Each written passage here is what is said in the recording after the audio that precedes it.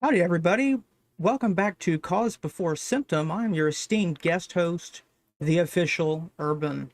Nice to see everybody again. I hope everybody is doing well tonight.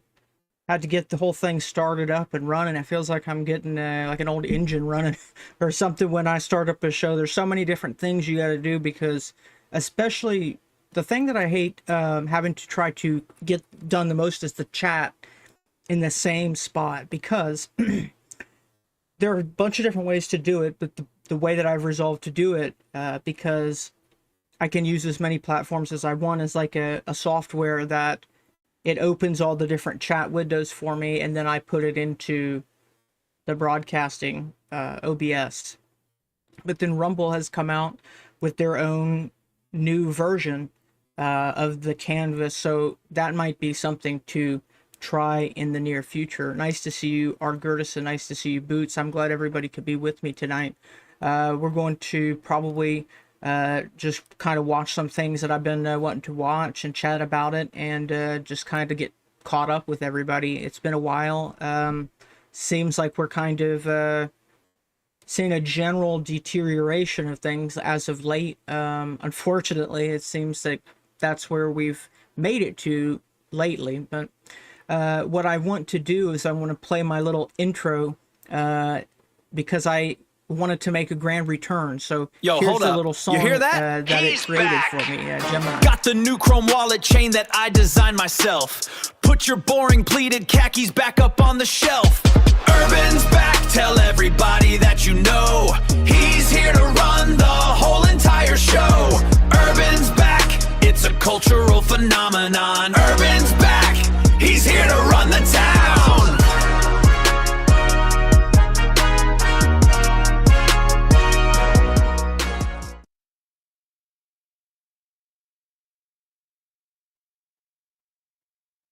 That was great.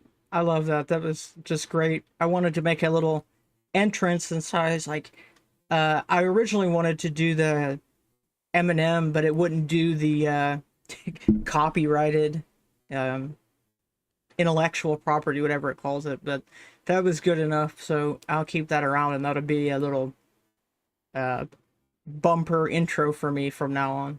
That and a few of the other ones that I put together. But yeah, yeah, I like that. Thanks, Argertis, and I'm so glad you guys like that. Yeah, so let me go ahead and bring in my screen here so everybody can see what's going on.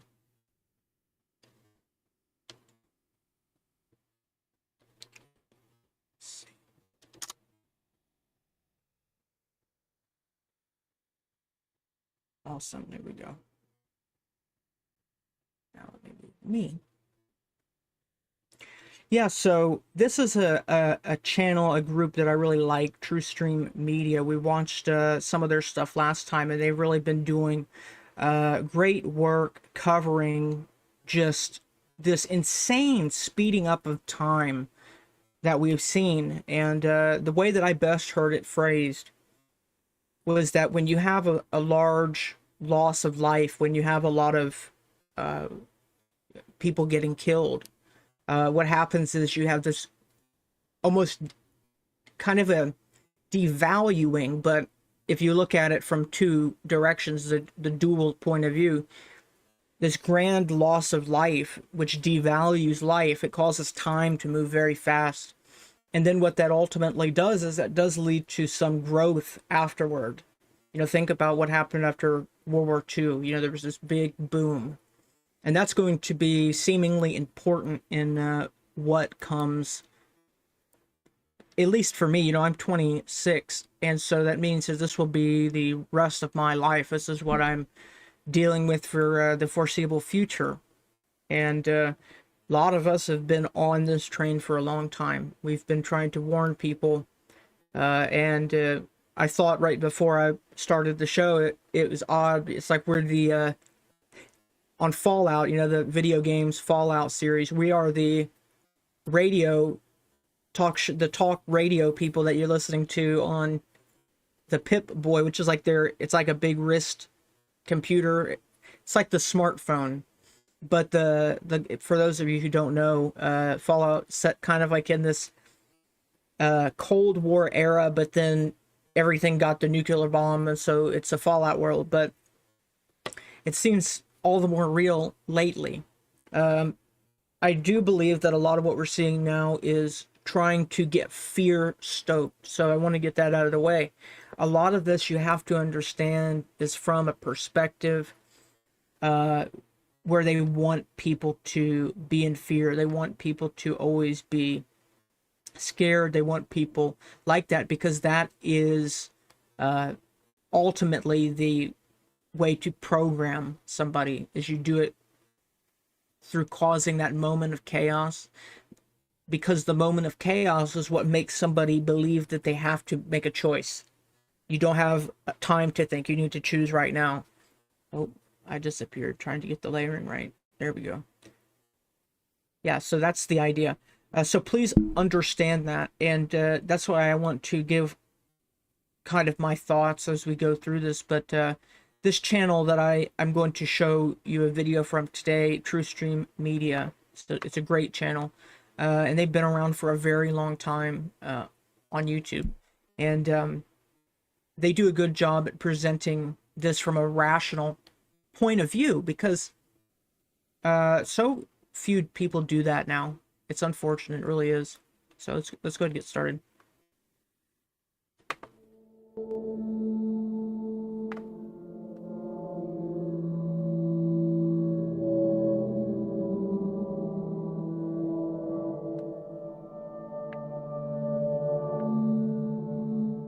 Our president will start a war with Iran because he has absolutely no ability to negotiate. He's weak and he's ineffective. So the only way he figures that he's going to get reelected, and as sure as you're sitting there, is to start a war with Iran. The war in Iraq, we spent $2 trillion, thousands of lives. We don't even have it. Iran is taking over Iraq with the second largest oil reserves in the world. Obviously, it was a mistake. So George Bush made a mistake. We can make mistakes, but that one was a beauty. We should have never been in Iraq. We have destabilized the Middle East. But so you still think he should be impeached? I think it's my turn, isn't it? You do whatever you want. You call it whatever you want. I want to tell you, they lied. Okay. They said there were weapons of mass destruction. There were none, and they knew there were none. I want to get out. I want to bring our troops back home. I want to start rebuilding our nation. We will have, as of 3 months ago, $7 trillion in the Middle East over the last 17 years. We get nothing out of it. Lindsey Graham just said of your remarks that you made in the Oval Office that if you keep talking like that, quote, this will be a disaster worse than Obama's decision to leave Iraq. No, Lindsey Graham would like to stay in the Middle East for the next 1,000 years with thousands of soldiers and fighting other people's wars. I want to get out of the Middle East. We are finally putting America first. Our policy of never-ending war, regime change. Really quick, I want to read something and make this known. One of the occult's biggest tricks is to set up a hero among us, making him more than human, nearly a demigod. Then once the mythology is strongly believed, they release the human dirt on the person to destroy hope. This is a subset of the Judas clause. So keep that in mind, everything that we're seeing now play out. Judas, because Judas gets paid. But without losing our great young soldiers. You know, I go to Dover and I greet oftentimes soldiers coming in and they're dead. And there's no sadder thing than to sit with a widow or a mother and watch these big, massive cargo planes, and that back opens up, and these incredible Marines are walking off a casket, and they were killed in the Middle East. And in many ways, nobody even knows why. Going there was the worst decision in the history of our country. We've spent $8 trillion. $8 trillion in the Middle East. And we're not fixing our roads in this country? How stupid is it? And we're not fixing our highways, our tunnels, our bridges, our hospitals even, our schools even. It's crazy. When I'm back in the White House on day one, we are returning to a foreign policy that puts America's interests first. We want people to stop dying.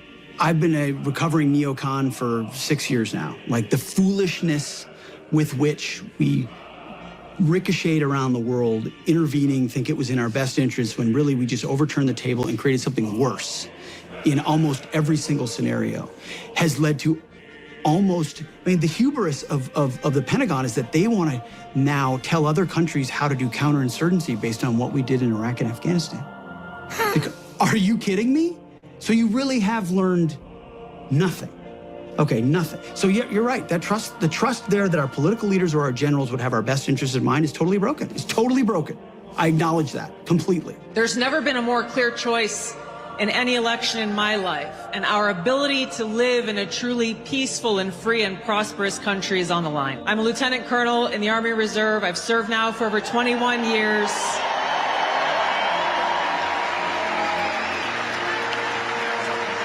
I've deployed to different war zones 3 times over that period, and I've seen the cost of war. A vote for Kamala Harris is a vote for Dick Cheney, and it's a vote for war, more war, likely World War III and nuclear war. A vote for Donald Trump is a vote for a man who wants to end wars, not start them. And our interest, I think, very much is in not going to war with Iran, right? It would be a huge distraction of resources. It would be massively expensive to our country. America doesn't have to constantly police every region of the world. We should empower people to police their own regions of the world, right? And one, we would save a lot of money. 2, we'd save a lot of focus. But unfortunately, I think Harris, she's got this weird thing where I actually think she kind of likes war. Maybe she feels like a tough guy about it. Yeah. I don't know why it is, but they've actually pursued, even though they say they want to minimize Palestinian civilian casualties, they pursued the pathway that maximizes those casualties. They say that they're pro-Israel. They've pursued the pathway that has prolonged the war as long as possible. That's exactly what they're doing this time. People have to get it out of their minds. They're not trying to prevent conflict. They're trying to cause conflict. Absolutely, I do. And if there is a third world war, it is the people in this room who are going to be drafted and called upon to fight it. I don't want that. I do not want you guys to have to put on a uniform, not because you're patriotic and volunteer, but because your country forces you to, because Kamala Harris has blundered us into another significant conflict. But the opportunity to stop that and to take the country in a new direction is this election. So get out there and vote. Obliterate the deep state, drain the swamp, and starve the warmongers, these people that want wars all over the place, killing, killing, killing. They love killing.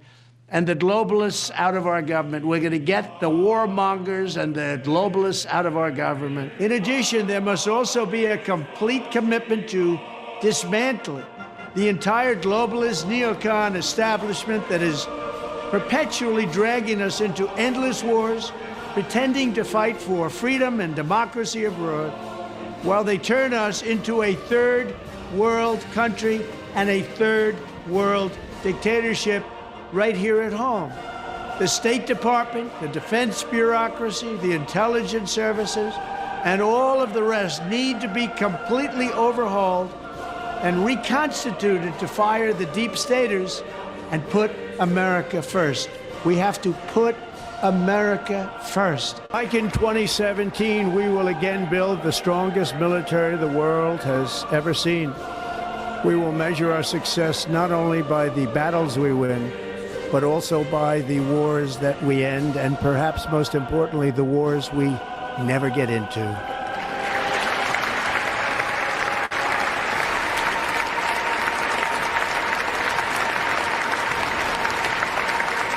My proudest legacy will be that of a peacemaker and unifier. That's what I want to be, a peacemaker and a unifier. That's why in a breakthrough operation last June, the United States military obliterated Iran's nuclear weapons program with an attack on Iranian soil known as Operation Midnight Hammer. This committee has now set a new precedent about talking to presidents and former presidents. And we're demanding immediately.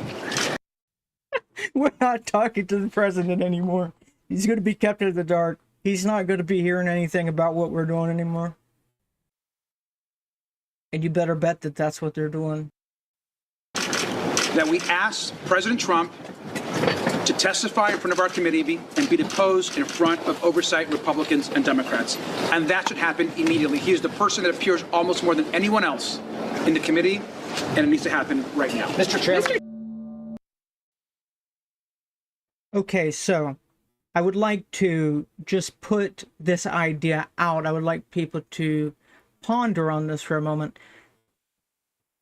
After World War II ended, one of the reasons, commonly accepted reasons, that the boom happened afterward was because we had built up so much manufacturing, so much industry to fight the war. The whole world was at war, but at the same time, it kind of rescued the American economy from the Great Depression. Generally, obviously, there's caveats, but I do think that the people pulling the strings, the illumined, quote-unquote, masters, I think that is what they believe that they are doing. Will it work? I don't know. I think they too are prone to the nostalgia almost. It's like you think you can do it the same way, and it's not going to work that way. But hey, they've been building tower after tower after tower after tower, and it keeps crashing down. I did a video yesterday. It's called The Vice of Kings, how liberty is used today almost to enslave people. Enslavement through liberty. And one of the things that I touch on at the end was a quote that Manly P. Hall said, and he said, ignorance, superstition, and fear, which are the state, fear, superstition is the church, and then ignorance, the mob, the people, the sheep, basically, is what's implied there. And so the idea is that they think if they just get rid of the church, get rid of the mob, get rid of the state, get rid of all of it, aka communism. This is what it is, it's communism. They think if they get rid of all of those things, then it will make the tower, they can build the tower, and it'll stay, and it won't fall down again. It's only fallen down 500 times before, but it's going to work this time. It's going to work this time. That's what they think. So, the point being, the quote from Manly P. Hall, it goes on to say that these things have to be kind of chosen, like by us. Like, it's not, they can't force this down people's throats and think it's going to work. They can't force people to live under those circumstances. People would have to bring it about with free will, essentially. And so that's the dilemma.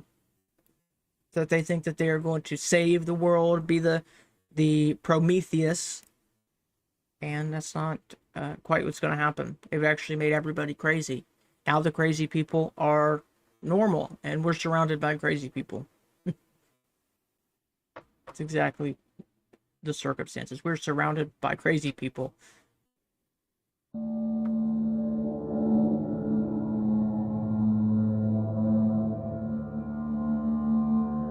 A short time ago, the United States military began major combat operations in Iran.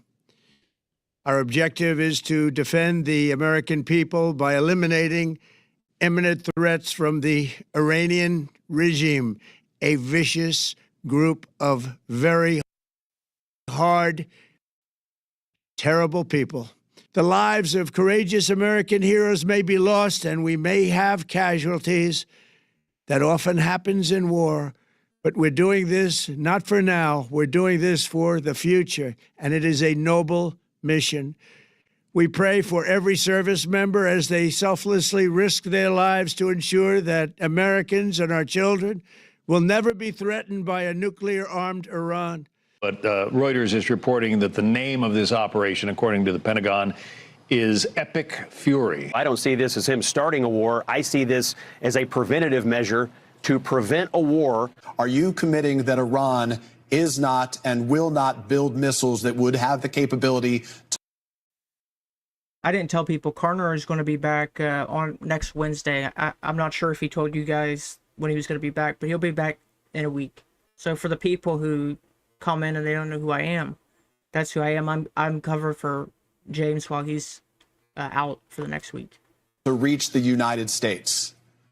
I can confirm, yes. Sir, if that's a red line for you, why is attacking U.S. military bases abroad justified?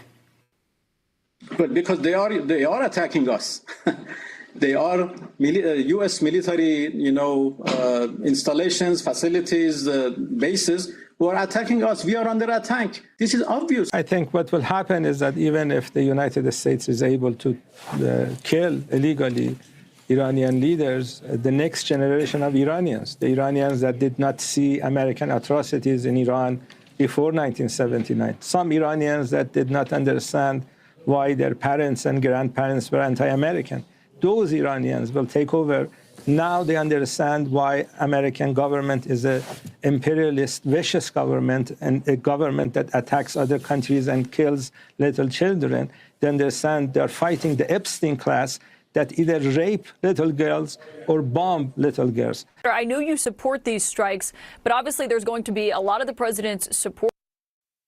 I gotta be honest with people, this is a pretty interesting angle to this conflict that we're seeing. The way that this has presented itself to us, so close to the revealing of all of the Epstein leaks and files and stuff like that, they have a really good hand to play by just kind of saying stuff like that, It very hard to disagree with that. Orders and people to what he said on the campaign trail, and certainly what he said in his first term, and say, this is the president who said he was against regime change in the Middle East, that he was against starting new wars. What do you make of what would you say to them tonight? Well, I think they made the mistake of believing that Donald Trump had a consistent philosophy, national security strategy, and policy, which he doesn't. My only regret is that I wasn't persuasive enough in the first term to get to this point. It seems like they're losing their filter, that they're not even trying to lie as much as they used to. That's part of it, I think. One of the attacks targeted a girls' primary school in the southern city of Minab. Authorities say at least 86 people were killed in the strike. But America First is to kill people who wish us ill. News coming out. Let's play that again. Let's go back. First of Minab. Authorities say at least 86 people were killed in the strike. But America First is to kill people. That says it right there. There it is. Who wish us ill. News coming out of U.S. People are crazy, dude. I'm telling you.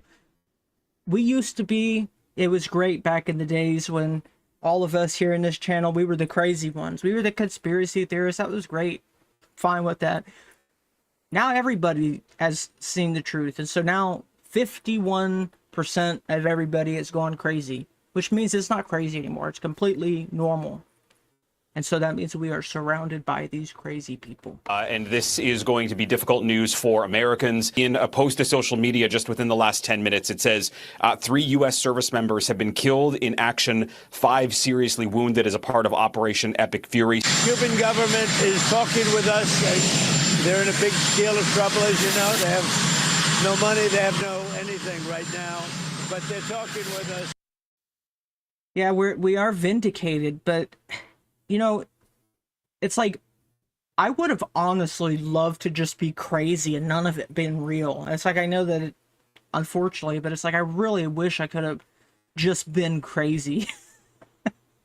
I do. Security Council is called to order. Talking about education.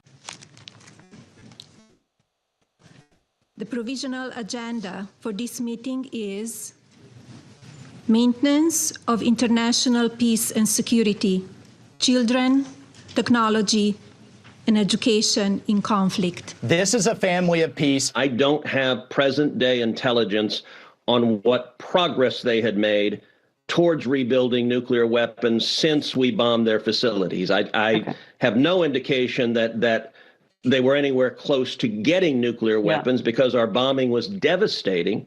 Where, can you just tell me really quickly, where have they killed thousands of Americans in America? I didn't say they killed thousands of Americans in America. I said that they have been responsible for thousands of Americans being killed. And I think that that's easily something that you can verify. I don't know, state-sponsored terrorism for starters. Why don't you, are you serious right now about that whole thing? And subjecting our foreign policy to Israeli foreign policy, I have real issue with that. I said it before. I said it weeks ago on your show, not that this should not be the path forward. And the president's chosen to do it. I just wonder who pressured him that much to do it this way. So generally the idea is this: you have to give one script, one view of reality. And if people have, for instance, let's take, if you have like a family member or just somebody who might be on the other side of politics or whatever, it's almost like they get the same script, but it's a mirror image. It's like flipped, you know, a left and a right script. And so you would have to give different scripts to different areas, different, you know, you have a lot of variables. The idea is that they want everybody on the same script. That one script will be given to some type of AI. That's the idea. And they have to get everybody in on this mythology. There needs to be a new religion is what people understand it as, but I don't believe it will look quite like religion. It will look something, look like something else. It's a mythology, an understanding of the world. If you look at Google Trends data right now for the word Trump, look at the rising searches. You'll see the #1 rising search in the last 24 hours is a question. The question is, did Trump get congressional approval? The answer is no. Over the past 36 hours, the United States and its partners have launched Operation Epic Fury, one of the largest, most complex, most overwhelming military offensives the world has ever seen. Nobody's seen anything like it. We pray for the full recovery of the wounded and send our immense love and eternal gratitude to the families of the fallen. And sadly, there will likely be more. Before it ends, that's the way it is. A massive issue, a very massive issue that people need to understand is that they're not even told they are destined and decided that they are not going to give us an accurate picture. We're not privy to how many people we're losing. And that's a big deal. I don't care, you know, take all the other variables out of it, but it's like they're not even going to tell us how many people are dead. That's not good. Not good at all.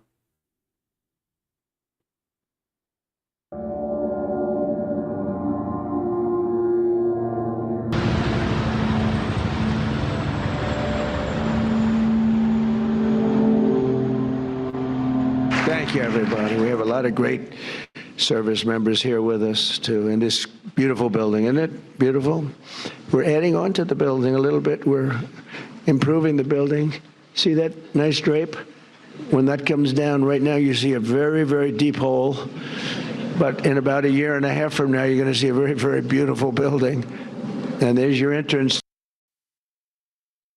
I haven't seen that before. That's interesting. But somebody had theorized, they had good evidence, you know, the equipment that was being used, that they were going to be drilling underground. They were going to do deep digging for probably some data center, because they're uploading genomic data into blockchains on server computer, you know, probably quantum computer of some kind. So you need somewhere that will stay safe.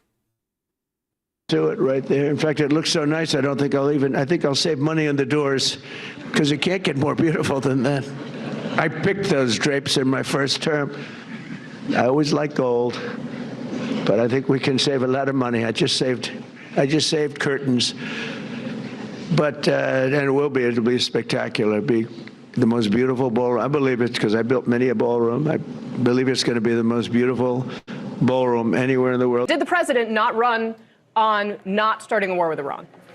He ran on 2 things: ending wars. He's ended 8 of them, and he also ran on keeping America safe. This isn't a war. We haven't declared war. Everybody wants to say we're I want to play with the Secretary of Defense, who calls himself the Secretary of War, said today this is a war. Let's watch. We set the terms of this war from start to finish. We didn't start this war, but under President Trump, we are finishing it. Is it really not a war? What he declared on us was war, meaning us as Ayatollah. He declared war on us. We are not at war with the Iranian people. The Ayatollah who declared war on us, we've already taken him out. Now we're eliminating the threat. There was no imminent threat to the United States of America by the Iranians. There was a threat to Israel. We equate a threat to Israel as the equivalent of an imminent threat to the United States, then we are in uncharted territory. And so the president made the very wise decision. We knew that there was going to be an Israeli action. We knew that that would precipitate an attack against American forces. And we knew that if we didn't preemptively go after them before they launched those attacks, we would suffer higher casualties and perhaps even higher those killed. And then we would all be here answering questions about why we knew that and didn't act. Congress has the authority to declare war. They were all wearing purple ties. Purple is a color of royalty. It's usually a color associated with magic. Sometimes it depends if you want to go with indigo or if you want to go with purple. Purple is typically associated with the moon and usually heavily royal. Shouldn't it have authorized this war?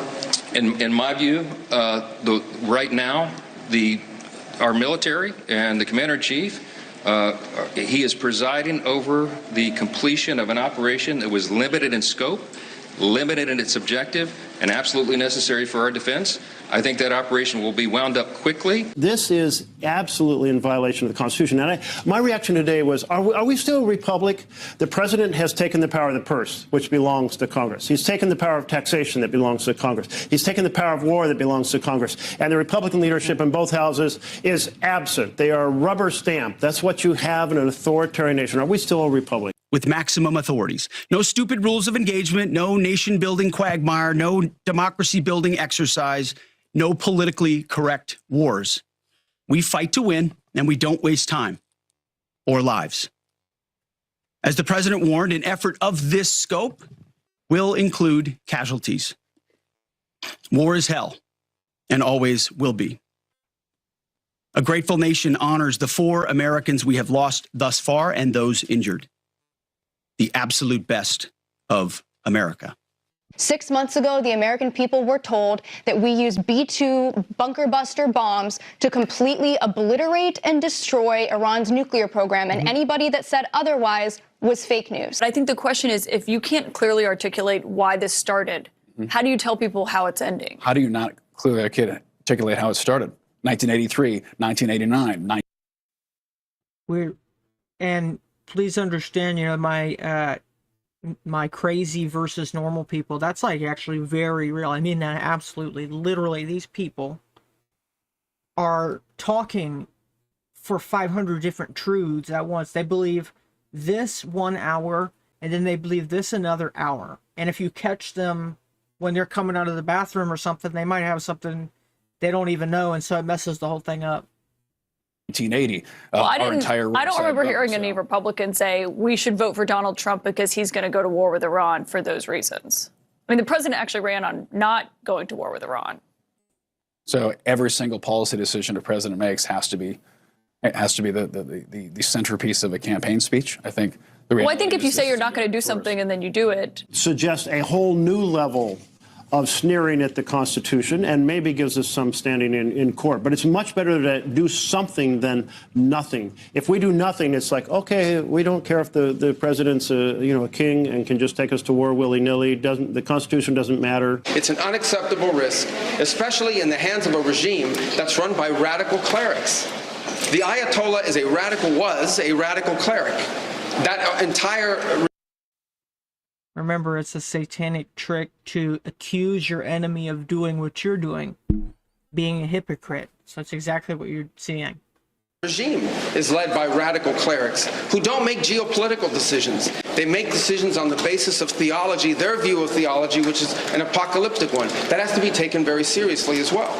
So that was the purpose for what this operation is all about. You can't have a nuclear bomb. Radical Islamists can't have a nuclear bomb that they wield against the world. He gave them every single opportunity. Then we precisely took it away. And even then, after that, they didn't have that. They didn't come to the table with a willingness to give it away. Yeah, so we attacked Iran because after we took away their nuclear weapons, they wouldn't give us their nuclear weapons. War is ugly. It smells bad. And if anybody's ever been there and been able to smell the war that's happened around you and taste it and feel it in your nostrils and hear it, it's something that you'll never forget. And it's ugly. And fortunately, you have President Hegseth, or I say President Hegseth, Secretary Hegseth, that has got a great relationship with President Trump, and President Hegseth's been there. He's done that. The thing that really, really disturbs me a lot is he did it again. the havoc being with no clear objective what we're trying to accomplish, and now Rubio telling us, you know, we're doing this because Israel is going to attack. There are people that say, well, the prime minister of Israel dragged Donald Trump into it. And as somebody that's been friends with him over 30 years, nobody drags Donald Trump into anything, number one. But I want to get your reaction to that. Are you kidding? We are now we're the little pet puppy with Netanyahu walking us around on a leash and saying, hey, I'm going to attack Iran. So you all better just do what you need to do. And we're like, oh, okay. What are your thoughts? Well, you're right. I did say. Unfortunately, about it for decades. But it's some strong stuff. Try to persuade successive American administrations to take firm action. I guess we better act as if we don't have any leverage with Israel. Say, hell no, you're not going to attack Iran. We're not going to engage in negotiations that are fake negotiations. We're fighting here the bad guys. We're the good guys. Have we been reduced to just a little puppet of Netanyahu?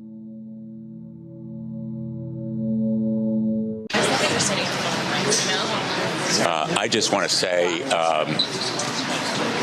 I am more fearful than ever after this briefing that we may be putting boots on the ground and that troops from the United States may be necessary to accomplish objectives that the administration seems to have. But I also am no more clear on what the priorities are going to be of the administration. Listen, let me explain to you guys this in simple English, okay? Iran is run by lunatics, religious fanatic lunatics. So I'm calling on President Trump today. Join Israel to attack Hezbollah. Senator Lindsey Graham is now calling for the U.S. to start bombing Lebanon in response to the Hezbollah IDF action. Lindsey hadn't seen a fist fight he hasn't wanted to turn into a bombing, right? So I just take it with a grain of salt. Well, I thought that's part of, a regime change. It's like the top 55 of them were killed. And I think they just blew up 80 of the randoms mullahs, too. Which, that was pretty great, actually. So. Well, most of the people we had in mind are dead. So, we had some in mind from that group that is dead. And now we have another group. They may be dead also. Gold is important. So I guess you have a third it's wave. The Sun King. Pretty soon we're not going to know anybody. Concede this is war. You'll concede this is war. We haven't declared war. They declared war on us, but we haven't. War, Secretary Hegseth. We haven't declared. Just now, you said this is war. They've called it war. They've called it war. What I was saying. Okay, well, that was a misspoke. Iran has posed an imminent risk to the United States for 47 years. Why shouldn't have Congress voted to authorize this war before it began, given that service members are losing their lives over this? Yes, and I take that very personally. Obviously, I've served. My daughter serves on active duty now.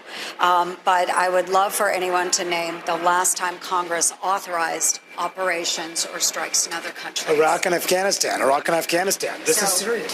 We're just a few days in. We knew that there was going to be an Israeli action. We knew that that would precipitate an attack against American forces. And we knew that if we didn't preemptively go after them before they launched those attacks, we would suffer higher casualties. Yesterday, you told us that Israel was going to strike Iran and that's why we needed to get involved. Today, the president said that Iran was going to get Yeah, your statement is false. So that's not what I was asked very specifically. Were you there yesterday? Yes, I asked a question. No, were you the one that, because somebody asked me a question yesterday, did we go in because of Israel? And I said, you were asking me that, you from that follow-up. And I said, no. I told you this had to happen anyway.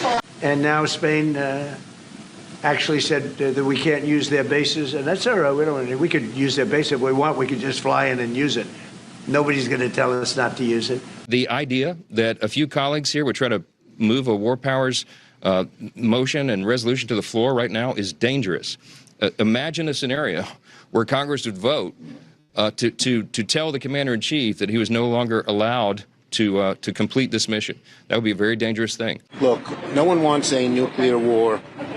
No one wants a nuclear Israel, but we certainly don't want an endless war, plain and simple. What did I say? Oh, no. Got it. Let me say that again.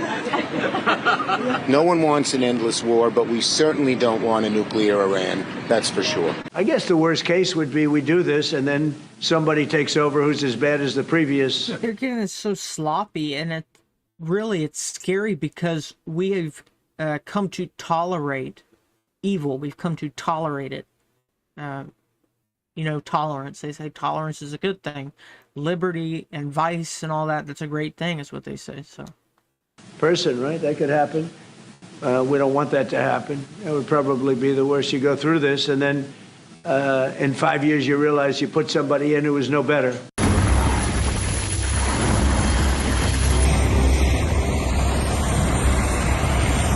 Just days before the U.S. launched a major military operation in Iran, sources tell CNN FBI Director Kash Patel fired a dozen agents and staff members from a counterintelligence unit that was tasked with monitoring threats from Iran.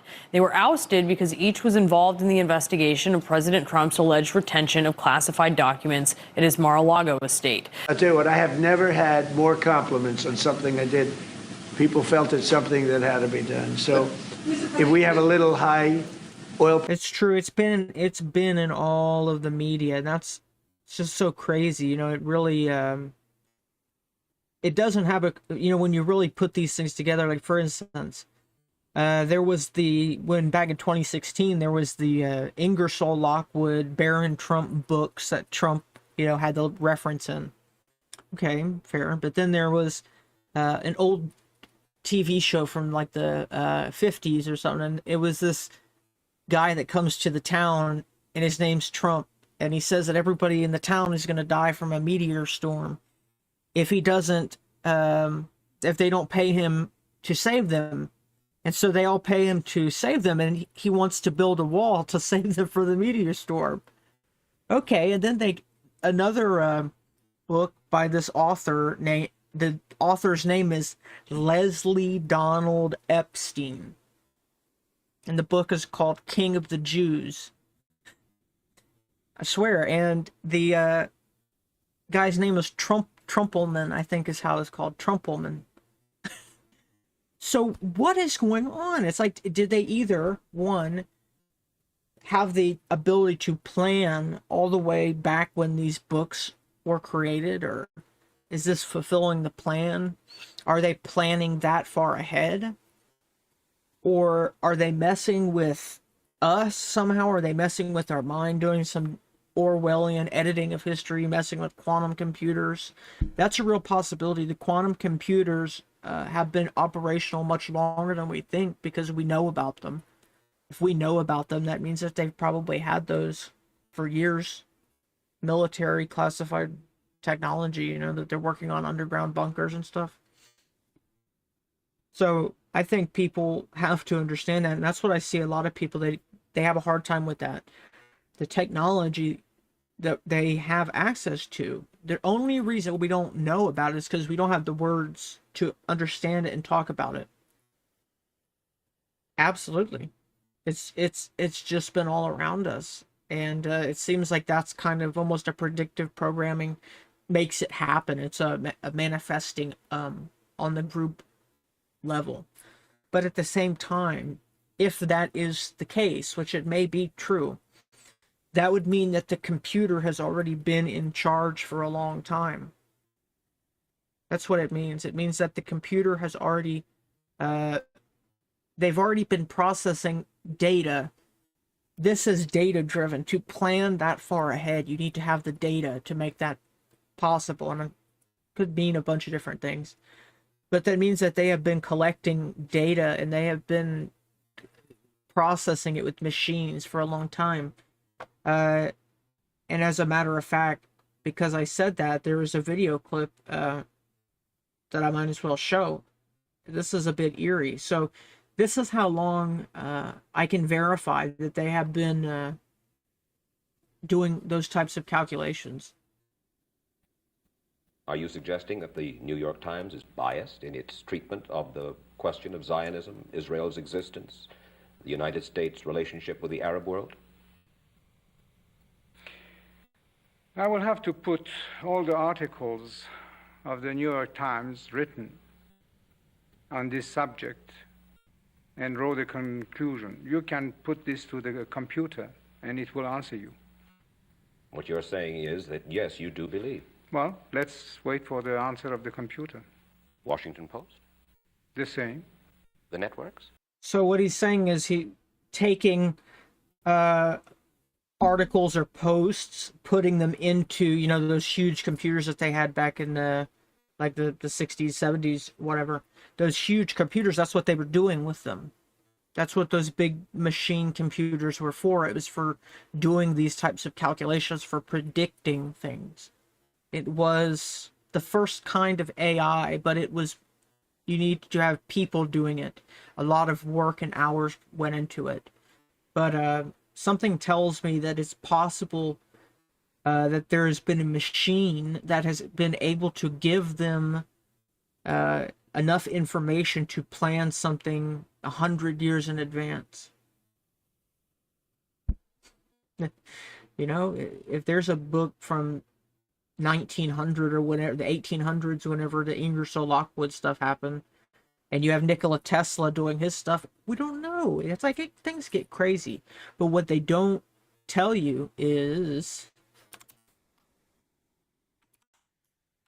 the CERN lawsuit, the Doomsday lawsuit.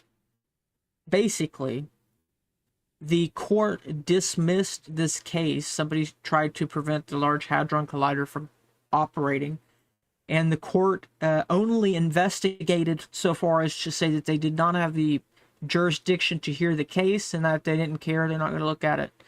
Nobody even evaluated the claims, and so who knows what this is actually done. I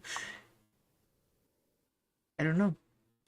Then you have the idea of stable diffusion, because image generation or something with AI uses a diffusion process to very much simplify. It uses the same quantum mathematics, and it's almost a reversal of entropy, because as time goes forward, the universe gets more chaotic. To put it plainly, chaos increases only one way, but diffusion works the opposite way.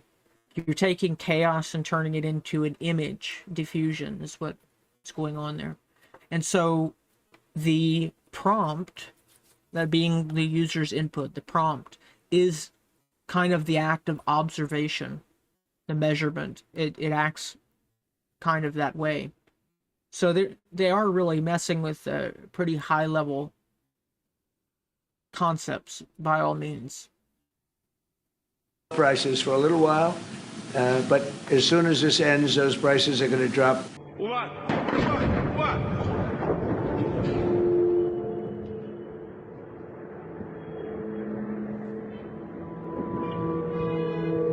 Pretty much. That's pretty much United States of Africa. It might be a little bit of United States of North Korea. You never know.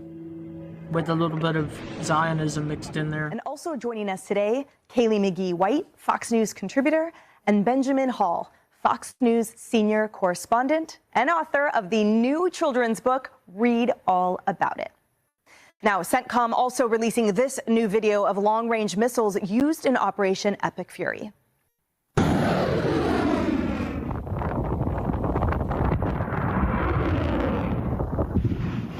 Iran has attacked 3 of our U.S. embassies in the last couple of days. Okay, those are sovereign territories of the U.S. They have declared war on us. I don't believe in the semantics. We've talked about the language this morning. We're not at war right now. We're 4 days in to a very specific, clear mission, an Operation Epic Fury. We're here because President Trump launched a war of choice. A war for which he has no clear reasons. It's a shifting set of rationales that are dizzying and insulting to every freedom-loving American. He did so with no clear plan or path to victory.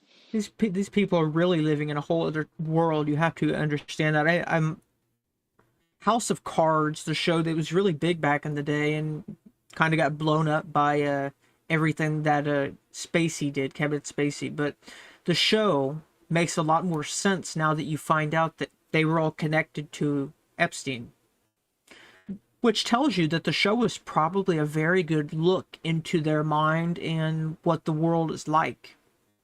Very dark. This is not the world that you and I are in. This is a whole different world. Things work different there. You're looking over your shoulder. You're paranoid because fear. So basically, for just the average, Christian person, faith, you have faith. You lift other people up. But when you're in that world, what happens is fear replaces faith. That's what happens. That's what you get when you sell your soul. Fear replaces faith. Because the way to money, fame, and power is to be Judas.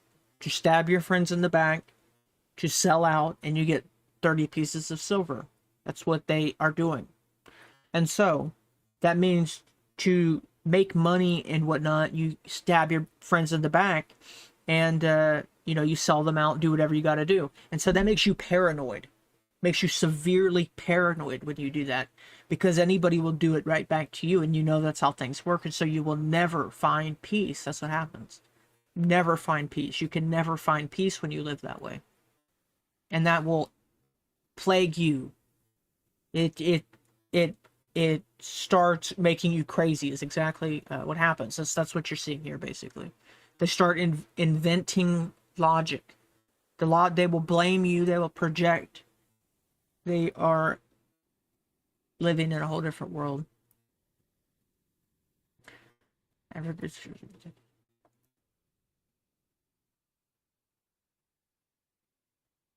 What was it? I'm not sure. I don't know what that is. He did so with no end game. He cannot, has not, I hope he will, but he simply has not answered the most fundamental question of how does this end? But it's not just that the administration isn't answering questions. They're just lying. So we know that the rationales for... That's the problem. At this point, it's like, are we really so far gone that if they just tell the truth, it's like, man, that's more than we get nowadays. Why the end of this war keeps shifting. Tell the truth. It was about nuclear weapons. Then it was about regime change. Then it was about threat reduction. Then it was about preventing a preemptive attack. Then it was back to regime change. And that was all on a Sunday. And then the next day, on Monday, Secretary of Defense says, no, this is not about regime change. And so we don't really know why we're at war with Iran. I have had my fair share of words with our speaker, the Speaker of the House, who is the Speaker for the entire House. And I have a certain amount, not even a certain amount, an enormous amount of disdain for him at this point in time, because it's his responsibility to bring us into Congress, to make us be able to be here. He is a whipping boy. To be able to have conversations. He is a whipping boy. All he does is take orders. That's all he does. And he has abdicated that responsibility, unfortunately, on behalf of all of us. And that also trickles down, evidently, to the chairman of different committees that you mentioned. Intelligence has been completely MIA. Chairman Crawford has declined. I don't know from who. And I have my canceled guesses, but meeting after meeting after meeting in the Intelligence Committee, and probably hasn't somebody asked who's for the got some dirt on him. must be available, or at least should be available to Intelligence Committee members. Similarly, with the Foreign Affairs Committee, Chairman Mast is an embarrassment, I have to be honest. The fact that he has canceled Foreign Affairs Committee hearing meetings as well is another indication that they are completely abdicating their responsibility, the constitutional obligation of the Congress, and as a result are anointing or appointing President Trump as a king. Mr. Speaker, James Madison wrote to Thomas Jefferson in 1789, "The Constitution supposes what the history of all governments demonstrates, that the executive branch of power is the most interested in war and most prone to it. It has accordingly, with studied care, vested the question of war in the legislature." Shakespeare knew it best when he said, "All the world is a stage. Men and women are merely the players." Provides Congress Sure is. initiatory powers of But, war. you know, my mind naturally goes after that is something pulling the strings. Who's pulling the strings? And it requires so much planning. To plan these things so far ahead and to really, the way I would look at it is to implement Orwell's idea of time. He said, the person who controls the past controls the future. The person who controls the present controls the past. And so it works that way. If you could edit the past, you can change the future. And so I can't really necessarily rule out the Orwellian editing it right in front of our face. I think the Mandela Effect, I think that had been put there to make people see it as a trick, but really what they were doing was they were priming us, training us to not think of it as editing history, but just as a joke or something.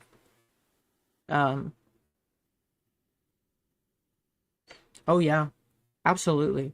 That's another thing I was really thinking about that earlier today. I want to maybe get into some of that because I'll be with the show for a week while he's out of town. But yeah, there's no other conclusion because going into that subject, you're right to bring that up. The only way to do that would be to edit the past, to make people view the past differently. And okay, listen, one of my favorite little things is those just shows looking at old architecture and whatnot. I've interviewed Michelle Gibson. Oh, wow, that's interesting. Very interesting. My only thing I have anything close to that is would have been my great-grandfather had children late enough in life that he was born in 1899. So if you have some people who do stuff like that, you can really get a giant leap back into the past, and it's kind of fascinating. But basically, even if we take the whole thing at its face value, you look back and you just look at what they accomplished then. There was something in the spirit of man that's gone. And nobody can lie to themselves and have as much information and whatever as you want in the world. You can't convince yourself that everybody sees it, everybody knows it. And really, you don't even need to invent any conspiracy. You just look at it. And if you just look at some dates and look and see at the names of the architects and stuff, turns out that a lot of those state capitals, they were just built by like some guy my age, some 25-year-old guy, and they don't even know if he really got an architecture education. Maybe he did, but who knows? He's 25 years old. It's like, and he built a state capitol. Wow. And it just have weird stuff like that pop up, and it leads you to no other conclusion than I don't know what. Like, I don't necessarily know what is this perfectly accurate or not, but something does not add up, and you find little hints of this. And if you look at it for a bit of time, the same patterns keep popping up, and you really do come to no other conclusion than a lot of what we have been taught is just completely magnetized, polarized one way or the other, written by the victors. Article 2, Section 2, Clause 1 of our Constitution gives the president operational powers of war to wage that war. Even if this body were to pretend that the 1973 War Powers Resolution supersedes the clear language of the Constitution, the president still has not met the conditions required by that law itself. He and the administration have refused to rule out ground troops. And Don, there could not have been a more dishonest campaign for president in modern history than Trump and Vance pretending they were going to be the pro-peace candidates. You remember when they said Vice President Harris is going to get us in war in Iran. She's going to create World War III. What happened to all of that? Flying over Tehran, flying over Iran, flying over their capital, flying over the IRGC, Iranian leaders looking up and seeing only U.S. and Israeli air power every minute of every day until we decide it's over. And Iran will be able to do nothing about it. Listen, the United States and Israel are ironclad partners. We need them in the Middle East. We need them to be strong. We have a biblical responsibility to them as well as an allied responsibility. This isn't just a spat between nations over a border, a little bit of land. That isn't it. This literally goes back to the Garden of Eden with Satan and Satan's hatred for God. B-2s, B-52s, B-1s, Predator drones, fighters, controlling the skies, picking targets. Death and destruction from the sky all day long. Our warfighters have maximum authorities granted personally by the president and yours truly. I rise in support of this War Powers Resolution today because the moral hazard posed by a government no longer constrained by our Constitution is a grave threat. The threat to a government no longer constrained by the plain meaning of words is not new for Democrats. Recall that Democrats needed help answering, what is a woman? Unfortunately, Republicans now want to claim they can't answer, what is a war? Sir, a memo circulating on social media details the establishment of a National Guard response force that's going to be trained in crowd control and civil unrest and deployed in all 50 states by April of 2026. Can you verify the authenticity of that memo, and do you have any more information on the operations? I'm not going to answer particulars on something that may be in the planning process. Hey, everybody, Tim Burchett. The House just did the most disgusting thing I've ever seen. We just voted to cover up sexual harassment of employees by members, if you can believe that. I got the sponsor right here with me, got Boebert. Y'all tell them what happened. It's shameful. They voted against my resolution. That would reveal members of Congress who... That's very interesting. Very interesting. I was thinking about that. The only real way to find a temperature, I guess you could say, is to look at the opinions of a generation such as that. And that's why I started backing up all these old texts from before the internet, because I noticed a lot of them would just go missing and stuff like that. So written records and stuff like that are really at risk right now. actually harass employees on the Hill, women on the Hill, in the campaigns, lobbyists, etc. Shameful. So I don't want to hear. They sent it to the ethics committee. So a bunch of congressmen are going to investigate so themselves. Let it go get hidden, right? Yeah, this is exactly where bills go to die. I have to go back and look at the war. You know, I have a lot of things happening. Thank you, Bernie. You're doing a great job. Israel is the reason for this war. America does not want to fight this war for Israel. Let's go. Come on, let's go. America does not want to send its sons and daughters to war for Israel. Your inability to name that shows your exemptness as leaders. Out. This is wrong. No. And nobody wants to fight for Israel.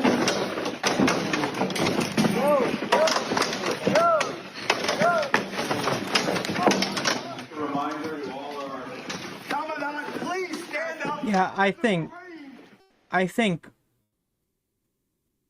Yeah, that's graphic. I'm not gonna make you watch that. They break his arm, and you can hear his arm break. But I think the big secret is that this hasn't happened before, and we look far back, but I think this might have happened anytime. I think it's already happened one time in the history of the United States. I think the Reconstruction after the Civil War, I believe that would have been some type of miniature reset. I don't know, probably maybe global. There's a lot going on in Mexico too. I did a video on that. But I think because let me see if I can find it.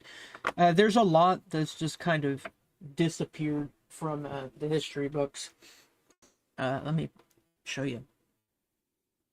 There have been the Articles of Confederation, which I did learn about the Articles of Confederation when I was in school, but apparently they don't teach that anymore. But you know, there was a whole thing going on before the Constitution. So there's a first time I ever seen this, but there were quote unquote presidents of the United States before George Washington. They were just not under the Constitution, under the Articles of Confederation, under the Declaration of Independence, and under the Articles of Association. So there was a whole history going on before the Revolution.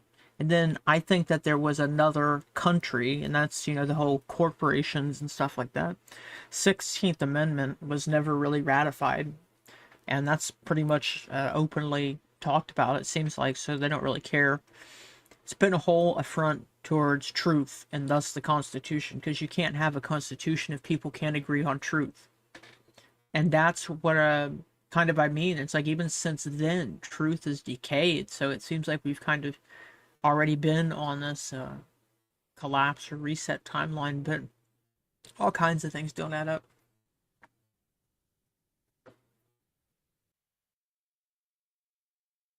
Robots! Everybody sit down, please. Oh my God, what is That's all. Okay, good. No, it's not. There are robots. Oh my God. Stuck. It's disgusting. Oh my God, you guys. Sorry, does that hurt? Can you open it up a little bit just to like change the gap? Hey guys, clear the hallways. Out. Clear the hallways. Out. Clear the hallways, please. Clear the hallways, please. Can you help him, please? Yes.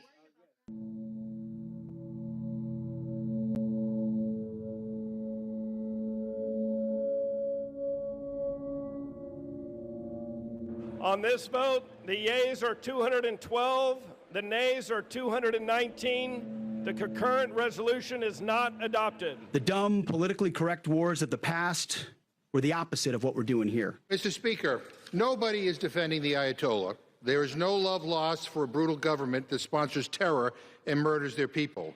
Iran has been doing this for decades. Everybody knows that. And so my question is this: why wasn't Donald Trump in favor of regime change? Pretty sure we don't know that. Weekend? Why did he campaign on swearing he would never send American kids to fight and die in the Middle East? Republicans can't answer because they were against war with Iran until exactly the second Donald Trump decided to go to war.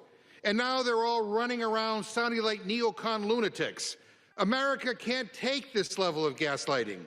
I went to the classified briefing. There was no imminent threat. I guess unless Republicans want to redefine the word imminent to mean stretching back 47 years. This whole thing is just so transparently built on lies.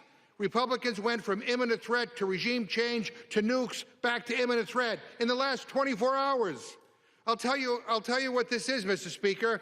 This is Iraq 2.0. I still remember the lies about WMDs. I voted against that war too. At least George Bush had the decency to lie to people's face. And by the way, no congressional vote can legitimize this because there was no imminent threat. There was no UN Security Council resolution. So this war is illegal no matter what you want to call it. And it's not Donald Trump's kids that will have to go fight and die for their draft-dodging dad.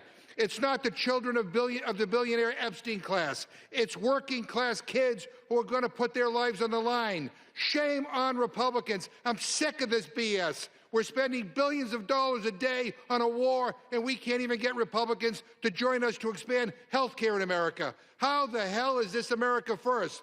You guys broke your top campaign promise. Good luck with that. I hope the defense contractor money was worth it. Shame on you all. The mask is off. I said, you gotta lighten up on this.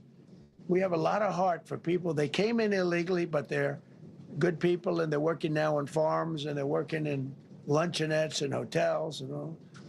And we're not. Ain't it fast how blink of an eye they switch overnight? We're looking to get the criminals out right now. Mr. Colby, these articles detail a plan that you were a part of crafting to send more than 23,000 troops to all 50 states as part of a domestic civil disturbance quick reaction force. Are these reports accurate? Ma'am, I'd have to get back to you with an answer. You can't tell us now whether you were a part of this planning or this exists at all? Ma'am, I just want to make sure I give you accurate answers, and we'll get back to you as soon as possible on the specifics. I look forward to that. Are American cities, are communities in this country an appropriate training ground for our military? I mean, I think we have training grounds, if you're using the term, ma'am, literally throughout the United States. But, I mean, I think the U.S. forces can be deployed in the country for lawful purposes, and they would be. I wouldn't probably characterize them as training grounds myself. But you wouldn't. Well, what do you think the president meant when he said on September 30th, 2025, that, quote, we should use American cities as, quote, training grounds for our military National Guard? San Francisco, Chicago, New York, Los Angeles, they're very unsafe places, and we're going to straighten them out. It'll be a major part for some of the people in this room. That's a war, too. It's a war from within. It's really a very important mission. And I told Pete, we should use some of these dangerous cities as training grounds for our military, National Guard, but military. I wouldn't speak for the president. I mean, that's his words speak for themselves, and we follow his instructions, ma'am. President Trump has reestablished the Monroe Doctrine, the Trump corollary of the Monroe Doctrine, or if you'd like, for short, you can just call it the Donroe Doctrine. This conference is not called the America apostrophe S, America's Counter Cartel Conference. It's the Americas. At long last, putting America, Americans, and the Americas first, ensuring peace through strength and restoring common sense. We will make the Americas great again. So remember, he said, what did he say? Let's see, go back again. First, ensuring peace through strength and restore. Peace through strength is very much the same as war is peace. You're not far. There's gradual, remember? Gradual. Restoring common sense. We will make the Americas great again. Anything they say, you just do the opposite. So when they say peace, that means there's not going to be no peace. When they say common sense, that means there's not going to be any common sense. Next one is going to be, we want to do that special Cuba. He's waiting, but he says, let's get this one finished first. We could do them all at the same time, but bad things happen. Hey, everyone. I know it's hard to be shocked these days, but here we are. And this one is a real doozy. Some U.S. military commanders are describing what's happening in Iran as a holy war. Troops have told watchdog groups that they were briefed by commanders who described the war as part of God's divine plan, with references to biblical prophecy. One commander allegedly told his troops that President Trump had been anointed by Jesus to light the signal fire in Iran to cause Armageddon and mark his return to Earth. Yeah.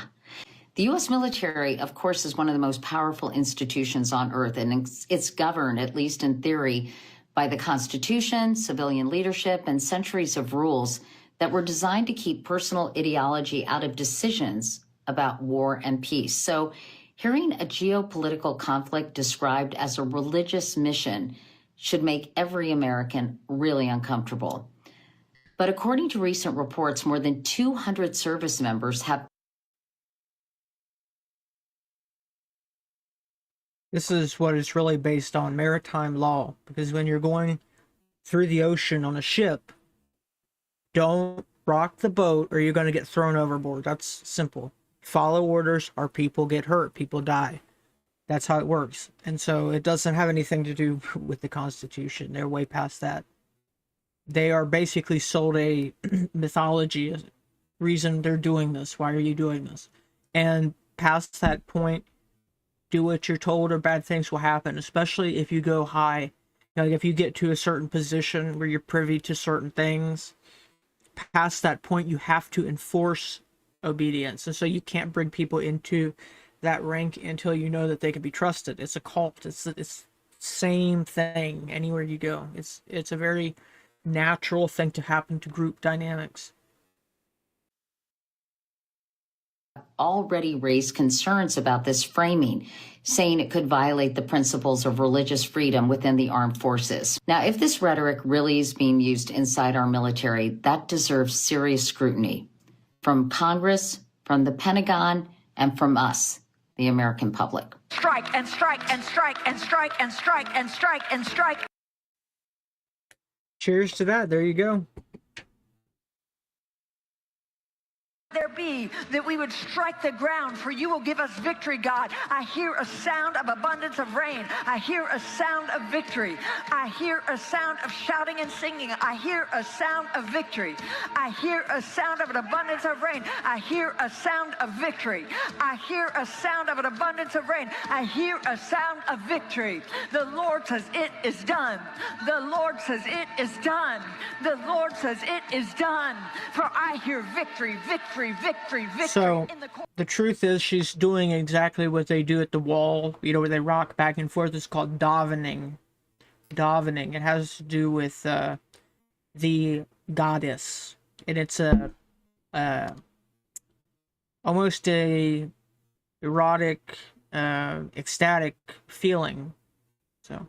Our president. We pray for your continued blessing and favor to rest upon him. We pray for wisdom from heaven to flood his heart, his mind, and Lord, you will guide him in these challenging times that we're facing today. I pray for your grace and your protection over him. I pray for your grace and protection over our troops and all of our men and women serving in our armed forces. And Father, we just pray you'll continue to give our president the strength that he needs to lead our great nation as we come back to one nation under God, indivisible, with liberty and justice for all. We pray your heavenly blessing upon him in Jesus' name. Amen.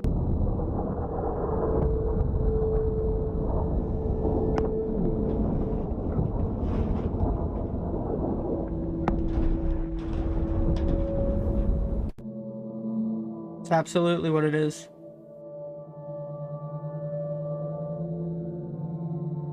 He quickly turned to Cuba. He said, without being asked, Cuba is going to fall pretty soon, by the way, but Cuba is going to fall. They want to make a deal so badly. And I asked, how so? He said, they want to make a deal, so I'm going to put Marco over there, and we'll see how that works. We're not just supporting Israel in this. We're not just taking an unbelievable terrorist organization that wants to kill all Americans off the table.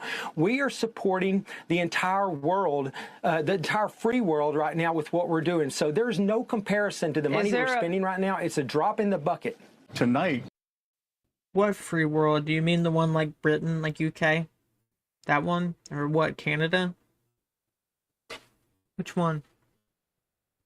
Tonight will be our biggest bombing campaign, and we'll do the most damage. What I call a peace operation, because that's what it is. Peace through strength. This is peace through strength. This is a peace mission. There it is again. Has been, in at least one way, treating going to war like a game, frivolously, releasing what we will charitably call hype videos. It's pretty much a game to them. It is. That's exactly what it is. Just a few hours ago. Oh, here we go again.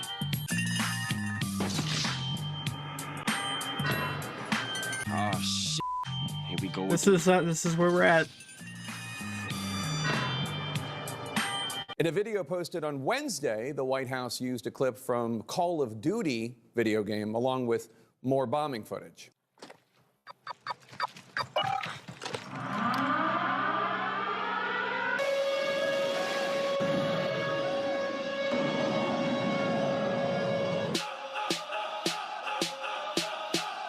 White House Communications Director Stephen Chung responded to the criticism over this bonkers video, writing on X or Twitter, quote, W's in the chat, boys, for those of you, there you go. Unfamiliar Crocodile with Dundee slang for celebrating a win. You want to see me do it again? You want to see me do it again? You want to see me do it again? Now, the White House followed that up last night with a video putting together clips from Hollywood movies and TV shows such as Iron Man, Star Wars, Breaking Bad, Better Call Saul. Wake up, Daddy son. Welcome home, son. Strength and honor. Strength and honor. What will you do without freedom? Mavericks inbound. You can't conceive of... It is perhaps worth noting that many of the folks, the characters the White House is lionizing in those clips are actually bad guys. Kylo Ren from the Star Wars. Back to your idea earlier about looking back in the past. The generations that were not raised with television, that's where the line begins. And you might even want to say radio. Let's just go with both television and radio. The people who had neither of those people were in a different world. Wars movies. He embraced the dark side, guys. Spoiler alert, he killed his dad, the beloved character Han Solo. Does the White House even care who the good guys and bad guys are these days? The president was hosting this NCAA event, and he took a couple questions. I asked him about this report that the Russians are, and you'll excuse me, I just ran out here. I asked him about this report that the Russians are helping the Iranians target Americans, and the president, who wanted to stay on topic, said he thought that was a stupid question. That's an easy problem compared to what we're doing here. but can I be honest? It's just, I have a lot of respect for you. You've always been very nice to me. What a stupid question that is to be asking at this time. Brett.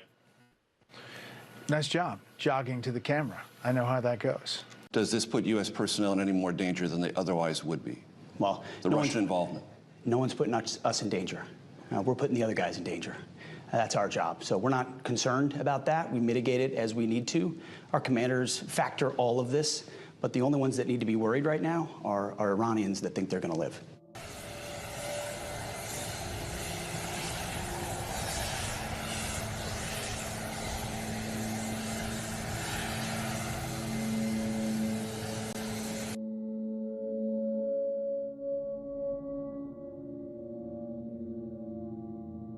Welcome back to Is It War? World War I. War. Correct. World War II. War.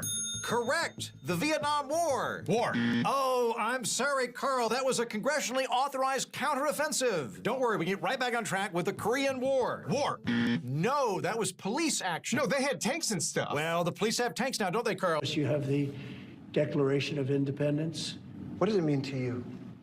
Well, it means exactly what it says. It's a declaration. It's a declaration of unity and love and respect, and it means a lot. And it's something very special to our country. Nothing says peace like war in the Middle East. God, I hate being a veteran. While everyone else was sleeping, I watched the U.S. join Israel in dropping bombs on a country that's been 2 weeks away from having nukes since I was born. Which was back when Apple released the Macintosh 2, before the internet. My, what a long 2 weeks it has been. Mr. No New Wars put on his stupid... Really, that's interesting. What do you mean? What happened to, how do you mean danger? Got on Truth Social and declared we were at war, even though that's not how that works. And now the Ayatollah, an 87-year-old man in poor health, is dead, and there is a power vacuum in the region. And that's never gone poorly for us before. We are just going to take out the Ayatollah. Oh, really? What comes next? What comes after regime change? Might be, oh, well, we need a small number of U.S. troops to support the new regime. We have seen this play before. Regime change, you have no idea how this is going to work out. You have no idea. My, how safe we all are now from those non-existent nukes that... They're probably a week away from having industrial grade bomb-making material. We had a treaty for them not to make, but Donald Trump himself got rid of it. Yeah, I know what you mean. That's yeah, that is something that I really wish people, like, it was something that I feel like so many people could see, but then they were able to just put out these campaigns and stuff like that, and make people act like it's no big deal. Really, it's interesting.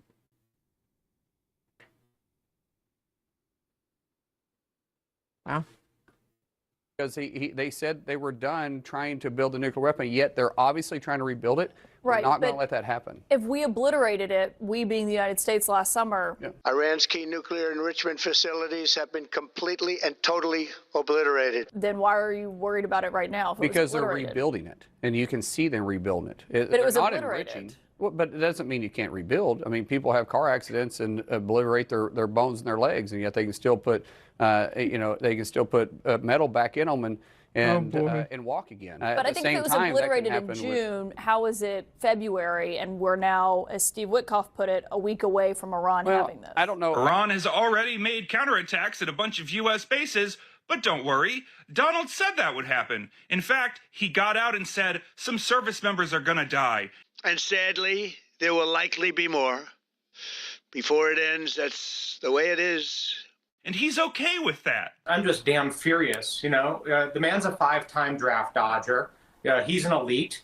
And, you know, I went to war. I fought with working class kids. They're the ones that do the fighting and dying. And how amazing of Donald Trump to say, you know, that often happens in war. And that's a cost he's willing to take. Great for him. It's not his kids. It's not his family. It's not his billionaire donors who are having to go off and do it.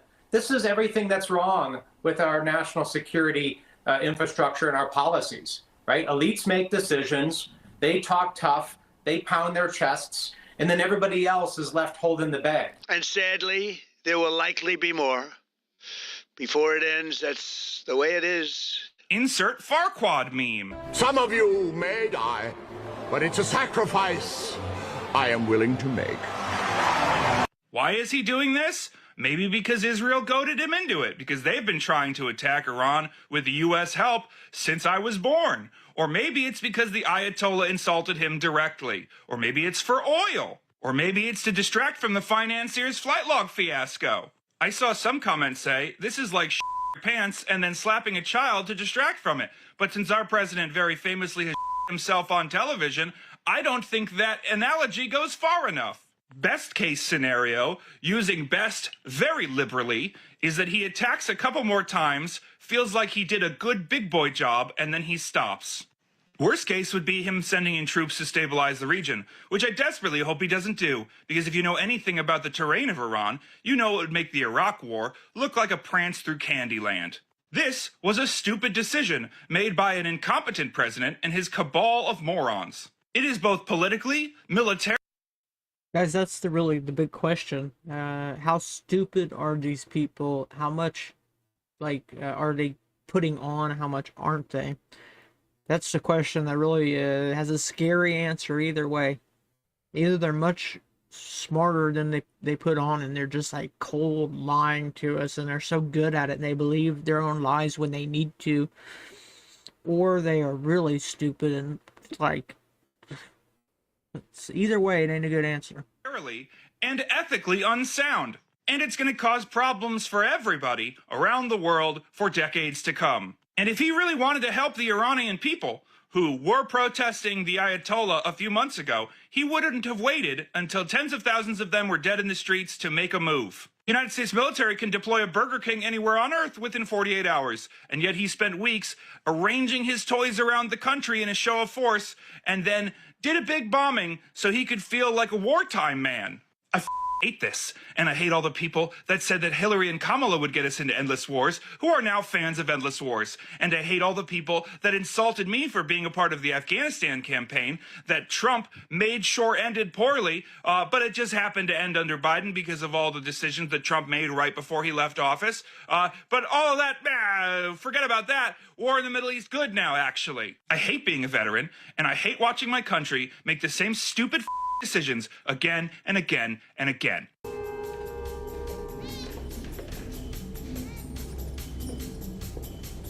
There will always be some uncertainty about how quickly he can acquire a nuclear weapon. But we don't want the smoking gun to be a mushroom cloud. Right from the beginning, we projected 4 to 5 weeks, but we have capability to go far longer than that. We'll do it. Whatever somebody said today, they said, oh, well, the president wants to do it really quickly. After that, he'll get bored. I don't get bored. There's nothing boring about this. Do you agree with that, Pete? I don't think there's anything, Mr. General. I think there's nothing boring about it. Somebody actually said from the media, I think he'll get bored after about a week or two. No, we don't get bored. I never get bored. Okay, the first and second Iraq war. They identify as military action. It's a bit like pronouns, except we kill people. Oh, deja vu. I can't tell you if the use of force in Iraq today would last 5 days or 5 weeks or 5 months. But it certainly isn't going to last any longer than that. President Trump has all the latitude in the world to talk about how long it may or may not take, 4 weeks, 2 weeks, 6 weeks. Do you think it will be a long war or a short war? My own judgment, based on my time as Secretary of Defense and having operated in this area in the past, I'm confident that our troops will be successful, and I think it'll go relatively quickly. But you can't months, count on that. Weeks rather than months. The only limits we have in this is President Trump's desire to achieve specific effects on behalf of the American people. And that's why we don't talk about, you can say 4 weeks, but it could be 6, it could be 8, yeah, it could we be have 3. to, all right. Don't make us do it. Don't make us do it. We don't want to do it. Oh, now we have to do it. It is not knowable how long that conflict would last. It could last, 6 days, 6 weeks. I doubt 6 months.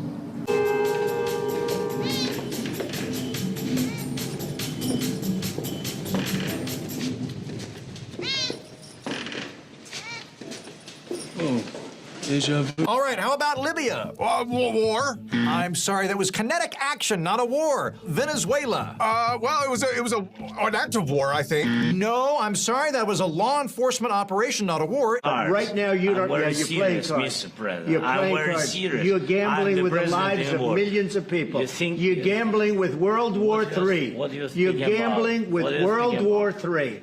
How does that pan out for the rest of us when we have a president of the United States who doesn't think and is convinced he's not going to heaven? What does that mean his decision making is? He already said to the New York Post today that he doesn't care about the polling. He doesn't care about what the American people think, and he may put troops on the ground. He took this is going to be a few-day war, to now it's going to be maybe 4 weeks or more. I want to say, what is happening to the man that I supported, you supported, the man that denounced what happened in Iraq, the man that said no more foreign wars, no more regime change, promise it on the campaign. Under Trump, we will have no more wars. I'm not going to start a war. I'm going to stop wars. No more wars. We will have prosperity and we will have peace. J.D. Vance promised it. But if you're worried about the world spinning out of control, if you're worried about a military draft, if you're worried about, God forbid, a world war, the best way to prevent it is to vote for Donald Trump. And I really believe that. Tulsi Gabbard promised it. Here are the steps that Donald Trump has taken to create a war with Iran. All of them promised it, and we're a year in, and we're in another f***ing war, and we've got American troops being killed. I think it's time for America to rip the Band-Aid off, and we need to have a serious conversation about what the f*** is happening to this country. Amazing news, everyone. We are the richest country in the history of the world. Yeah, so we've heard. Can we have healthcare? No. That would never work. Can we have affordable housing? Why would we do that when there's private equity? What about public transportation? Well, think of the auto industry. Come on. Can we have childcare and parental leave? No, we're gonna need you to get back to work. Can we take care of our planet? Stop. Don't let the guys from Big Oil hear, okay? You'll hurt their feelings. Can we raise the minimum wage? You already get $7 an hour. They'll be so greedy. Can we make college accessible? Well, then how would we even keep you in debt? Sorry, so what can we have? War. We can always afford war. Iran. It's a war. We're doing war things. No, not war things. Preemptive retaliatory de-escalation action. No, that's not a thing. All right, judges. Okay, how about the war on terrorism? War. No, it was a coalition-led conditional operation. How about Afghanistan? Afghanistan was the war on terror. No, I'm sorry. That was a pre-authorized defense stabilization initiative. Okay, can somebody tell me the rules here? Here's what happens in many countries around the world. You have a leader that emerges and basically says, that was good. I like that. That was a good bit. Put your faith in society. Put your faith in me. I'm a strong leader, and I'm going to make things better all by myself. This is very typical. You see it in the third world. You see it a lot in Latin America for decades. It's basically the argument he's making that he single-handedly is going to turn the country around. We've never been that kind of country. We have a president. The president is an American citizen who serves for a period of time, constrained by the constitutions and the powers vested in that office. The president works for the people, not the people for the president. And if you listen to the way he describes himself and what he's going to crazy. do, they genuinely think they are. I do believe this. I believe that they are fully able to believe their own lies, and it may be only when it suits them. And if that's the case, they're really good at it. But there's like some sickness. It's like they're too confident. Like I almost feel like they kind of believe that they really are doing it for this Constitution, but they don't even know what it means. They don't even know what's written on it. Look, I think people are going to have to make up their mind. I can tell you this, no matter what happens in this election, for years to come, there are many people on the right, in the media, and voters at large that are going to be having to explain and justify how they fell into this trap of supporting Donald Trump, because this is not going to end well one way or the other. So did you ever hear the statement by, I believe it was Lenin. Did anyone ever hear of Lenin? People would say it with less sophistication, Lenin. Lenin, I like the way they say that, where he said, the vote counter is far more important than the candidate. Well, that turned out to be true. The vote counter is far more important than the candidate, said by Lenin. Legal elections. So you say during the war you can't have elections. So let me just say 3.5 years from now. So you mean if we happen to be in a war with somebody, no more elections? Oh, that's good. I wonder what the fake. You like this idea? No, this is no. Maybe we do one more term. Should we do one more term? Do one more term. Absolutely right there, buddy. Well, we're entitled to it because they cheated like hell in the second, right? So we would actually be entitled to it. But think of it, the price of eggs is down. I'm 65 years old. I'm legally blind. I'm on disability. I went to my doc and I lost 28 pounds in the last year. I did not need to lose 28 pounds. I did not try to lose 28 pounds. I lost the 28 pounds because I cannot afford to eat anymore. I have 3 potatoes. I have a half a tomato. I have 3 bananas, 1 apple, 1 can of soup, a half a loaf of bread, 1 egg, and 1 can of green beans. I do not get paid until the 3rd. I am disability blind. I cannot drive a car. I'm 15 miles out of town, so I am not able to just, trot my butt down to the food shelf. I used to volunteer at the food shelf. I can't even do that anymore. I don't understand. I'd like somebody to explain to me, why is it always the poor people that are helping the poor people? I don't understand. But what I want to say, Mimi, is that it's really close to coming. Like that man said, the end is coming near, and it can't be any more true for me. It's going to be hard in certain areas. Now, you know what solves it? When the economy crashes, when the country goes to total hell, and everything is a disaster, then you'll have you'll have riots to go back to where we used to be when we were great. All the way back, it dated to the Monroe Doctrines. And the Monroe Doctrine is a big deal, but we've superseded. So the Monroe Doctrine is an interesting idea. The real story behind the Monroe Doctrine was the Holy Alliance. You know, the alliance with all of the European monarchs and the Vatican, where they said we need to do something about democracy. We don't like it because if we don't get rid of it, it's going to get rid of us. That's what they said. And so a video I did a while back turns out they had a lot going on in Mexico the same time we were fighting the Civil War. There was a plan to use European monarchs to send over an Austrian guy to run Mexico for a while. The plan was to take Mexico over, and then, seeing as the Pope was one of the only powers in the world that even recognized Jefferson Davis as president, meaning recognized the Confederacy with some bit of legitimacy, which was unique. The plan was to use both of those in cohort to come in and overpower the North. But Mexico didn't keep the... They were able to defeat the guy they brought in as Emperor of Mexico or something like that. He was an Austrian guy. I think his name is Maximilian. And so they were able to defeat the stuff in Mexico, and that fell through. And maybe one of the reasons that the Civil War ended up the way that it did. But the Monroe Doctrine goes back to that. Essentially, you keep your European powers in Europe, don't come over here. And that's where it came from, but they never tell you that part. They only tell you generally that it was stay in Europe, not interfering over here in the Americas. But it's interesting he brings that up. You know, they say everything for some reason. By a lot. By a real lot. They now call it the Donroe Doctrine. Well, Mr. President, it's an honor to be here and to establish in this hemisphere peace through strength. For far too long, our country's gaze was only on borders in far-flung places. Not our own border, not our own hemisphere, not the Western Hemisphere. President Trump has established the Trump corollary of the Monroe Doctrine, the Donroe Doctrine. And the War Department is implementing it as fast as we can. Mr. President. Hi. Mr. President, do you have a New Year's resolution? I have. Let's hear it. Peace on earth. Peace on earth. Let's hear it.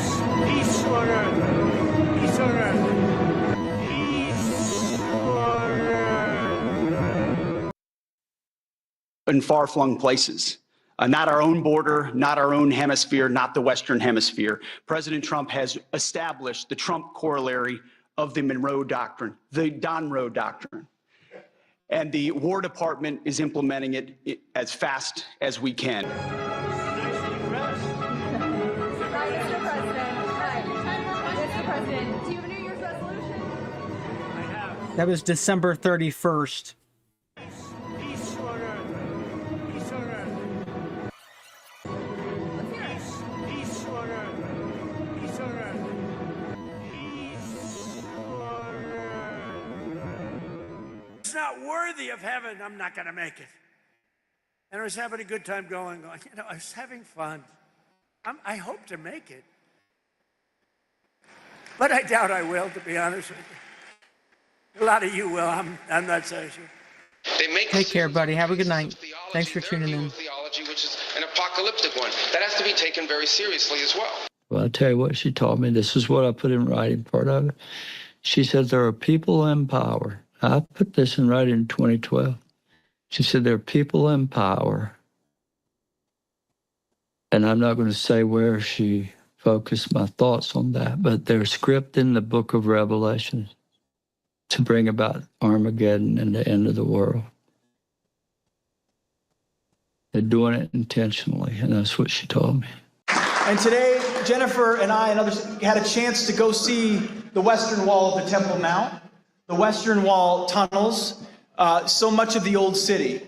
And as you stand there, you can't help but behold the miracle before you. And it got me thinking about another miracle that I hope all of you don't see too far away. Because 1917 was a miracle, 1948 was a miracle, 1967 was a miracle, 2017, the declaration of Jerusalem as the capital was a miracle, and there's no reason why the miracle of the reestablishment of the temple on the Temple Mount is not possible. Under the previous administration, we looked like fools. Not anymore. I used to watch in amazement at how stupid our country was, how stupid they were. And we're not stupid anymore. Hello, everyone. It's President Donald J. Trump, and it's Trump time. Check out this red beauty. It's one of my new watches. Wear it proudly on your wrist. And the president have both said that there's benefits to be Right, had. well, the president of the United States is f***ing lying. I think his whole administration has completely lost their f***ing mind. Wake the up! It's time for a revolution. It's time for the people versus the government. The politicians can't save us. Y'all better wake up or ever be complicit. Forever be complicit. Because ever be complicit with your mother leaders eating kids, God. It's clear that the world is run by these individuals who have a lot of power. We don't know who they are, but they control the military. They control the national security apparatus. And these people, there are different names for these people. You can call them the Illuminati. And the Illuminati are composed of three major groups, okay? You have the Jesuits, who control the Vatican. You have the Septine Frankists, which control the modern state of Israel today. And you have the Freemasons, which control the national security apparatus of the United States. And they believe that Israel, this war in the Middle East, is key to the end times in creating heaven on earth. So it's almost like a script that they're following, even though it doesn't make any geopolitical sense. I can't believe it. We got good reviews in that speech. Usually they say he's a horrible dictator type person. I'm a dictator. But sometimes you need a dictator.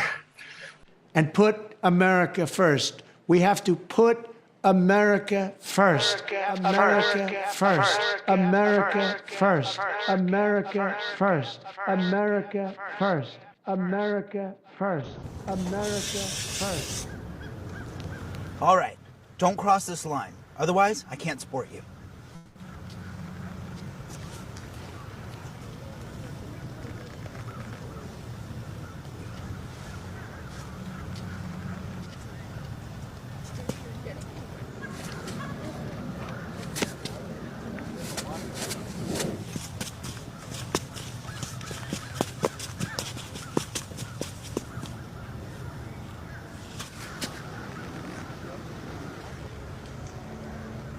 Okay, I can't stay mad at you, but this one for sure. This is war.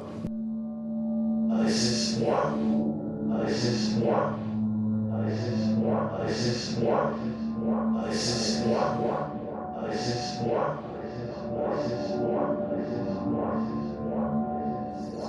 This is war. He said the Sabbatean Frankists, which, I mean, the Sabbatean Frankists are really the ones who are interested in the redemption through sin. Will blow the world up and make the Messiah come that way. This is war. This is war. This is war. This is war. This is war. This is war.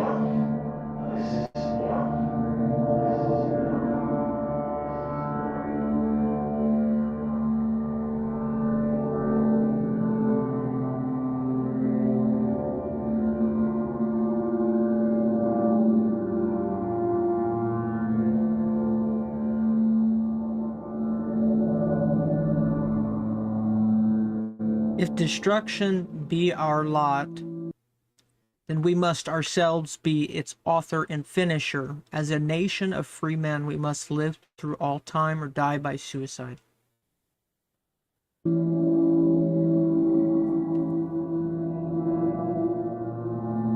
When this regime goes down, we're going to have a new Mideast. We're going to make a ton of money. We're going to make a ton of money. We're going to make a ton of money.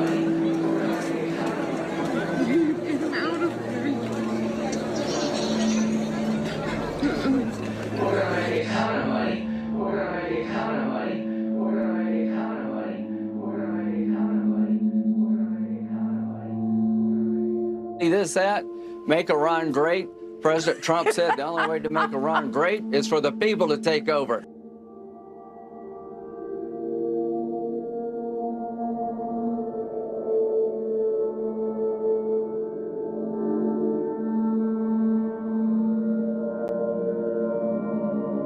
Free Cuba. Stay tuned. The liberation of Cuba is upon us. It's just a matter of time. So Cuba has completely fallen. If you don't know what's going on, go check it out. America's been keeping oil out of Cuba for 15, 20 days, I don't know, longer than that. The entire infrastructure is gone. There's no power, and even if they got oil at this point, it wouldn't matter. They are going to be starving out and dying in mass droves very soon. Cuba has fallen.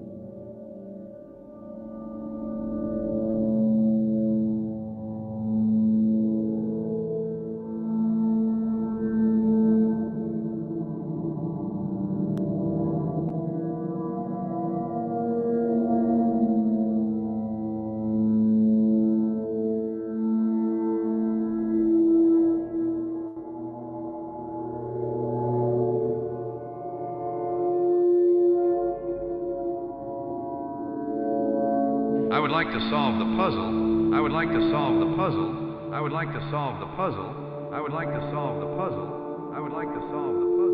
I would like to solve the puzzle. I would like to solve the puzzle. Good question. And for us young enough to be here for it, time will tell. Seems like time will tell. Guys, I hope to have something interesting for you tomorrow. I'm glad everybody stuck with me to the end of it. I think it was a great bit of like the compilation was great. Call these people out for their insanity. It's all you can do. It's insanity, and you have to call it out as such. And yes, at the end, it's the only thing we can do. Guys, thank you. I appreciate each and every one of you. Until next time, guys, I will see you